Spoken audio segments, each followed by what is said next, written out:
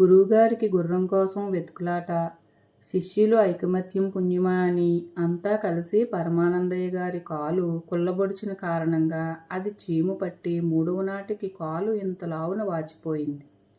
కాలు క్రింద పెట్టలేక నానా అవస్థలో పడుతుంటే చురకత్తిలాంటి శిష్యుడు అక్కడికి చురుక్కుమనే ఆలోచన వచ్చింది.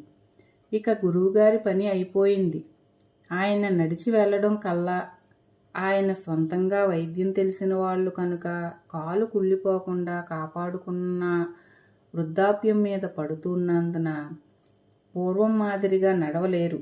మనం ఎలాగైనా ఒక గుర్రాన్ని సంపాదించాలి. అదీగాక రాజులు రాజాధికారులు సైతం గురువుగారిని సలహాల కోసం కబురంపుతూ ఉంటారు.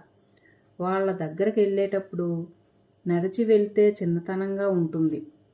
అదే గుర్రం మీద అయితే కొంత టీవీ దర్పమును అని ఆ శిష్యు పరమాణువు అందరినీ ఉద్దేశించి ఉపన్యసించాడు. గురువుగారికి మంచి గుర్రం కొనాలని ఆలోచిస్తున్నారు శిష్యులు. అందరూ అతడి ఆలోచన ప్రశంసనీయంగా ఉందని ప్రశంసించారు.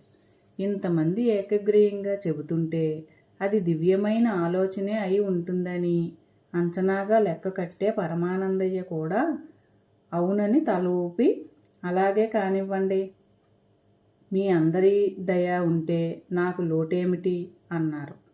అమ్మమ్మ, ఎంత మాట గురువుగారు, మీరు పెద్దలో మీ దయ మా యందు ఉండేలా మీరు అనుగ్రహించాలి అనడంతో తన శిష్యుల వినయానికి మురిసిపోయి ఓ మంచి గుర్రం ఎత్తు, లావు, రంగు అన్నీ సరిగ్గా ఉండేలాగా చూసి కొనుక్కు రావడానికి శిష్యులందరూ బయలుదేరారు. Please like, share, subscribe our channel friends.